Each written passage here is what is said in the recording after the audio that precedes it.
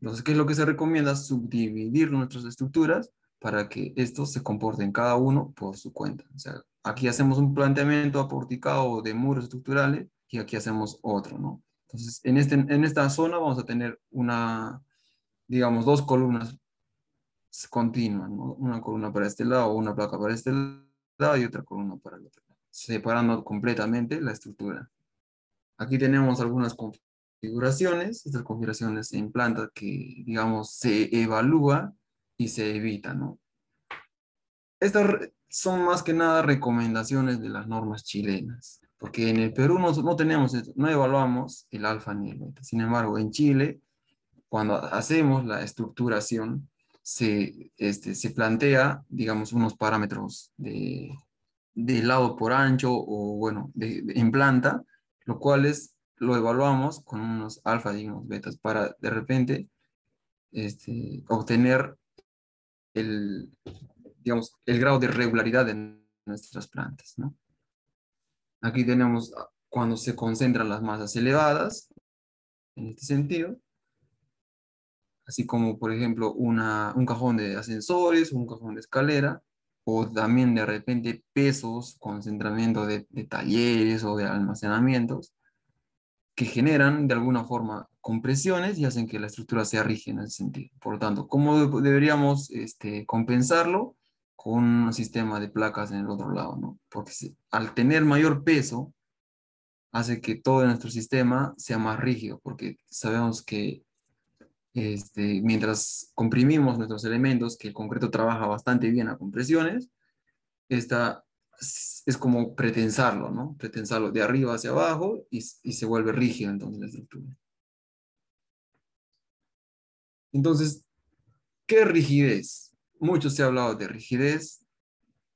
Se requiere estructuras rígidas, se requiere aumentar la rigidez o bajar la rigidez. Al final, ¿qué se entiende por rigidez, no? Rigidez simplemente es la representación o la relación de un elemento estructural que tiene un material, el cual tiene una elasticidad o un modo de elasticidad, y por su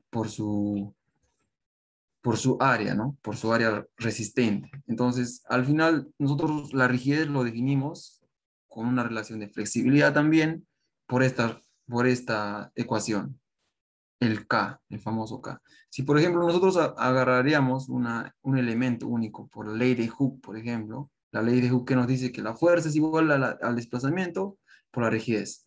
Entonces, en este caso, esta rigidez nosotros lo representamos en un elemento de viga o columna que trabaja por empotramiento o trabaja a fricciones. Estas son relativas a su inercia y a su altura, ¿no? Entonces, la rigidez simplemente se divide por la capacidad digamos, de resistir en un sentido a fuerzas laterales. Es como decir, la rigidez es propiamente del elemento, ¿no? que, que, que con su grado de resistencia del material y por su geometría que bien está representado en el área y la inercia, estas tienden a generar una fuerza contrarrestante, ¿no? Entonces, la rigidez simplemente se evalúa o se define con esta ecuación simple. Por ejemplo, cuando nosotros vamos a determinar las rigideces o el centro de rigideces, tenemos que evaluar la rigidez en cada uno de los elementos. Estos elementos, ya sean de placas o sean columnas, tienen que evaluarse con estas ecuaciones, ¿no? Para al final tener una, un centro de rigideces, así como se obtiene el centro de masas. Bueno, aquí tenemos algunos ejemplos digamos, de pórticos o secciones rígidas o no rígidas. Si está lleno, obviamente es 100% rígido y mientras más se va vaciando, se queda, ¿no? O sea, tiene menos rigidez. Aquí, por ejemplo, cuando no lo consideramos lleno, pero lo consideramos bastante arriostrado, tenemos una rigidez del 95%, ¿no? Entonces, en este caso, nosotros estamos definiendo la rigidez de una forma inspeccional, una forma visual, ¿no? Sin embargo, la rigidez se tiene que obtener de forma numérica. ¿Y cómo se obtiene? Evaluando la geometría de nuestros elementos, considerando las características del material, del concreto, del acero que corresponda, y finalmente obtener la flexibilidad y la relación de uno sobre la flexibilidad es la rigidez, ¿no? Prácticamente aplicando estas ecuaciones nada más. Conocemos la altura, conocemos el modo de elasticidad del concreto, conocemos la inercia de la sección, conocemos la altura de entrepiso o en este caso de total, ¿no? Porque si fuese entrepiso sería la altura de entrepiso, conocemos el área de la sección, finalmente obtenemos el cálculo de las flexibilidades, lo dividimos entre, o sea, lo invertimos y tenemos la rigidez, ¿no? Finalmente, estas rigideces nosotros lo sumamos uno por uno para obtener, o para dividir, por multiplicarlo por su distancia y dividirlo entre todas las rigideces y obtener el centro de rigidez, que vamos a ver más adelante. Aquí tenemos otro ejemplo de un muro, de una placa de concreto armado y una columna, ¿no? Evaluamos la rigidez de estos dos elementos. Aquí tenemos con un muro de albañilería también. Por ejemplo, el muro de albañilería también aporta rigideces. Lo único que cambia en el muro de albañilería es el E. El E para muros es mucho más, o sea, mucho más bajo, ¿no? Es menor que el E para concreto. El E que es el módulo de elasticidad. Aquí tenemos un sistema porticado, que en este caso se está cambiando el sentido de la fuerza resistente, o sea, se está poniendo en el lado más débil y también se obtiene la rigidez total de este pórtico, ¿no? Entonces, ¿para qué obtenemos nosotros las rigideces? Simplemente para determinar los centros de rigidez de toda nuestra planta.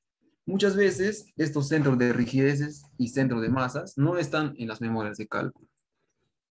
Por ejemplo, es necesario, no siempre es necesario, porque si es que a nivel visual nosotros planteamos y tenemos una estructura regular, pues podemos definir que no va a ser irregular, no va a tener problemas de torsión. Sin embargo, si se tiene por un lado ascensor, por otro lado escaleras, se tiene placas, digamos, no simétricas, entonces es muy necesario en tu memoria de cálculo nosotros presentar la comprobación del centro de masa, centro de rigidez y la, la regularidad o la evaluación de la regularidad en planta, ¿no? Entonces, ahí es un poco, digamos, un poco más de criterio si se pone o no lo que es el cálculo del centro de rigidez. Y lo mismo para el revisor, ¿no? El revisor va a tener los mismos criterios de pedir o no el cálculo del centro de masa y centro de rigidez dentro de tu memoria de cálculo. Por ejemplo, ¿cómo se calcula el centro de rigideces? Es similar al centro de masa. Yo creo que todos sabemos calcular, o bueno, si en algún momento hemos calculado el centro geométrico o el centro de masa, ¿no?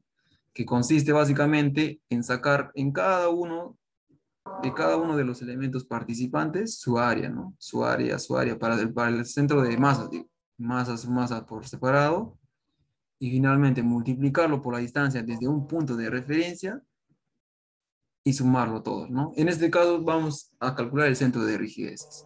Con esta ecuación, que nosotros de acá abajo, con esta ecuación que lo hemos calculado, las rigideces, por ejemplo el K2, el K1, ¿no? Voy a empezar a determinar todas las rigideces de mis elementos. Primero voy a evaluar en dirección X, por ejemplo, los celestes, ¿no? Entonces, sabemos que el X es los horizontales y el Y es los verticales. Si yo quiero calcular respecto al eje X, ¿cuál es el eje X? Los horizontales. Entonces, ¿quiénes aportan rigidez en el lado X, por ejemplo?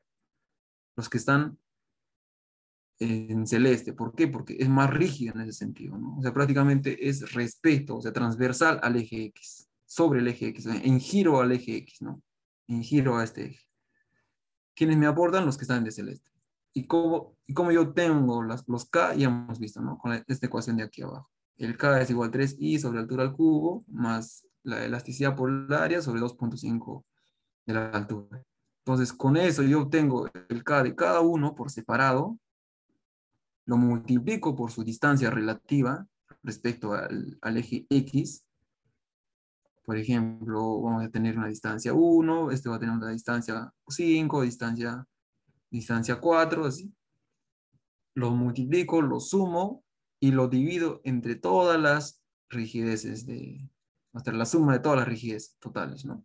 Entonces, con esta ecuación yo obtengo mi centro de, o bueno, por lo menos mi coordenada Y, o mi coordenada Y de lo que es mi centro de rigideces. Lo mismo hago en el sentido X, en el sentido, o referente al eje Y, en el sentido X también lo puedo llamar,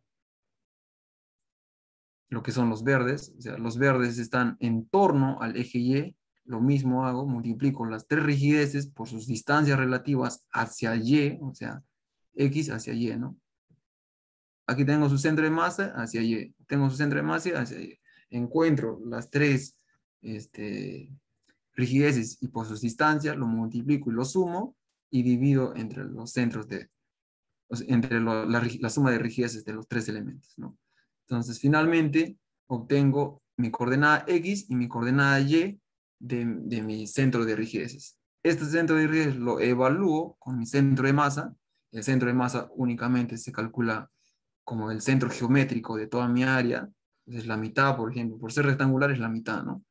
La mitad de la estructura, por otro lado tengo otra mitad, en este caso lo he subdividido porque por ser positivos y negativos, de repente sobre este eje, entonces obtengo mi centro de masa en X y Y, finalmente lo evalúo, ¿no? La rigidez se calcula en todos los niveles, exacto. El centro de rigidez se debe calcular en todos los niveles. Ahora, si tienes una distribución típica de todos los niveles, digamos, la misma placa y la misma columna, todos los elementos que aportan rigidez son idénticos del primero al último nivel, entonces no se calcula la rigidez. O sea, se calcula único, ¿no? Porque se va a repetir. El centro, si te das cuenta, el centro de rigidez no se está considerando la masa, ni nada, ni el peso, nada. Es únicamente sus longitudes geométricas, nada más, y sus propiedades del material. El centro de masa tampoco calcula, únicamente su área nada más. Entonces, más que nada es centro geométrico o centro de gravedad, le podemos conocer. Entonces, ¿para qué sirve determinar estos centro de masa y centro de rigideces? Para determinar la excentricidad del piso. Como me preguntaba, ¿se calcula en todos los pisos? Sí. Entonces, si yo una vez determino la excentricidad, o sea, calculo el centro de masa y centro de rigideces y digamos, lo comparo uno versus otro, esa diferencia en X y esa diferencia en Y me están determinando mi excentricidad. ¿Y para qué sirve determinar la excentricidad? Para evaluar las torsiones de mi piso, ¿no? Del piso, en este caso, el piso típico, el piso que se esté evaluando, al poner una fuerza. Por ejemplo, si yo tengo excentricidades cero, ¿tengo momento torsor? No tengo momento torsor porque es cero. Pero si yo tengo una excentricidad que ya no es cero, entonces se generan los momentos torsores, ¿no? ¿Y cómo se calculan estos momentos torsores? Por esta relación. El Q es la carga que se le va a aplicar. En este caso puede ser una carga sísmica, ya sea estática o dinámica. Comparando con su rigidez y su base, obtenemos un momento torsor, ¿no? Estos momentos torsores, por ejemplo, se calculan más que nada cuando se hace un análisis estático equivalente.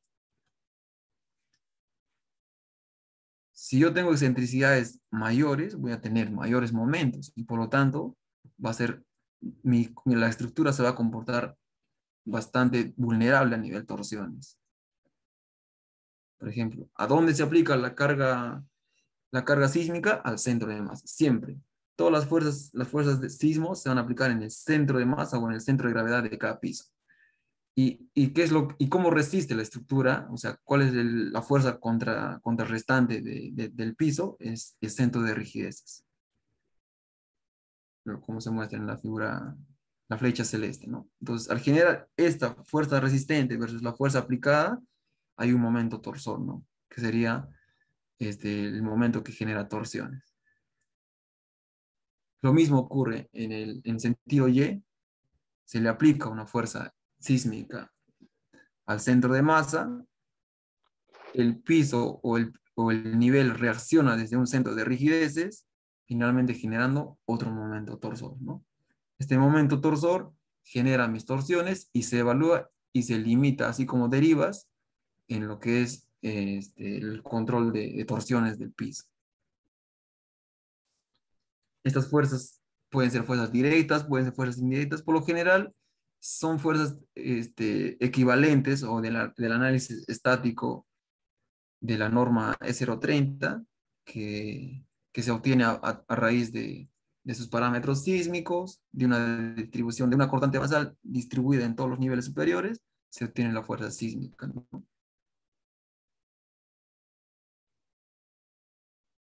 Cuando nosotros aplicamos una fuerza en sentido X, ¿quiénes son los que resisten? Los que se han resaltado, ¿no? Los rojos. Y lo mismo ocurre en el sentido Y. Si nosotros aplicamos una fuerza en sentido Y, ¿quiénes son los que resisten? Los, los elementos, digamos, rígidos en su sentido de aplicación. ¿Y cómo se genera la torsión en planta? Con el giro o la aplicación de estas fuerzas, ¿no? Eso vendría a ser mi torsión. Entonces, estas torsiones se evalúan a través de un switch o switch que se llama, o como en español sería la torsión o el ángulo de giro, que tiene que ser menor a 0,3 según la norma de 0,30, ¿no? Estas torsiones no deben superar el 0,333, me parece. ¿Listo? El alfa de torsión se le conoce. Bueno, aquí desarrollamos todo el procedimiento para determinar la rigidez. Es lo mismo, esto es en resumen, las fuerzas indirectas. Encontramos los momentos en cada uno de los elementos. En este caso se está evaluando por elementos, ¿no? Para cada uno de los elementos.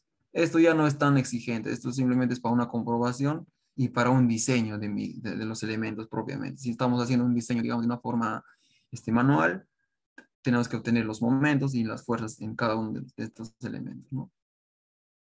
Obtenemos los momentos y las fuerzas y con eso nosotros nos vamos a diseño. Finalmente, lo que a nosotros nos importa dentro de todo esto simplemente es el ángulo de giro de torsiones y ver si esas torsiones son suficientes para que irregularice el sistema de plan de todas las plantas del edificio, ¿no? Resistente, genera los momentos, lo mismo ocurre, ¿no? Entonces, el procedimiento de el, el equilibrio torsional en cada uno de los pisos. Ocurre lo mismo en el sentido Y, las fuerzas aplicadas son lo que están en el centro de masa, o sea, esta fuerza azul es la fuerza aplicada, pero estas fuerzas se distribuyen en cada uno de los elementos, y la otra fuerza es la fuerza resistente que se distribuye en cada uno de los elementos también, ¿no? Pero a nivel de momentos, o sea, a nivel de torsiones. Lo mismo ocurre en el otro sentido. Bueno, eso sería todo por la clase del día de hoy.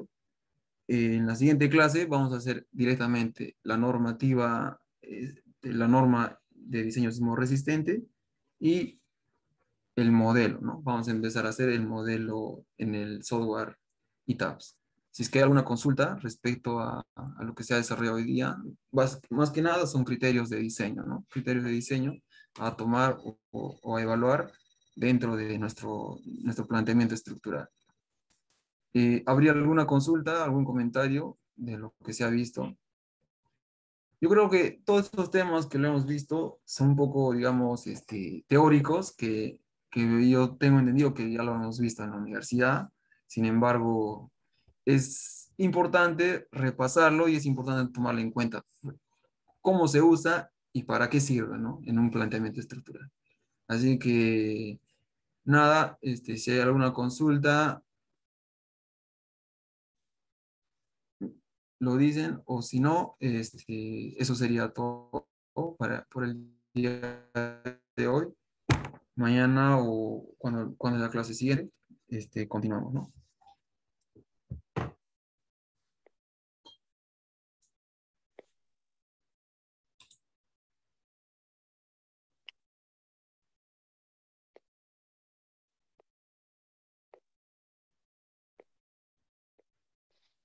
A ver, Moisés Domínguez, Respecto a tu pregunta, creo que lo aclaró, ¿no? En el break. Me parece, bueno, no he escuchado tan bien, me parece que el horario con el ingeniero Genaro Delgado es antes, ¿no? De 3 a 6 me parece. Y lo que estamos desarrollando nosotros en el curso de modelamiento y análisis estructural es de 6 a 9. Eh, ¿Qué bibliografía me recomiendan? Bueno, a nivel de libros, se podrían, digamos, agarrar libros de sismos que muchas veces son más teóricos, bastante teóricos, por ejemplo, de Enríquez o libros de, a ver, de Chopra, ¿no? De dinámica, para ser más teórico. Ahora, si quieres diseño sísmico, diseño estructural, ya es más recomendable, digamos, interpretaciones de la norma, ¿no? Entonces, las mismas normas nos dicen este, cómo, qué criterios tomar a nivel sísmico y de acuerdo a eso puedes partir, o sea, puedes ir de la, no, o sea, del final hacia adelante, ¿no? Por ejemplo, ¿cuál es tu criterio que te pide la norma? ¿Qué parte no entiendes? Y te vas a un libro recién. Entonces, esos libros ya vas a encontrar de diseño sísmico de Jiménez Montoya, vas a encontrar libros a ver, de concreto de la PUC, no me acuerdo exactamente qué libros son. Y si es que hay algún tema, digamos, más específico, ya también tienes que buscarlo en investigaciones, ¿no? A nivel, a ver, a nivel universitario, todavía se recomienda bastantes libros, ¿no? Pero a nivel práctico, a nivel, digamos, de proyectar, de tener unas cosas, digamos, más prácticos de la vida real, no es no sé si es recomendable, no te podría decir, pero es más recomendable agarrar normativas, agarrar investigaciones, tesis, referente a las soluciones que se vienen dando, ¿no? Que se dan a distintos tipos de problemas, porque con eso, digamos, te nutres a nivel soluciones más que a nivel procedimiento. Porque el procedimiento está bien, pero es un poco más investigativo, es más, digamos, para una tesis puede ser un libro, ¿no? Pero para una solución práctica, un libro te va a tomar un poco más de tiempo. Así que ya depende de ti, ¿no? Algunas consultas más? Si no es así, bueno, creo que terminamos, ¿no?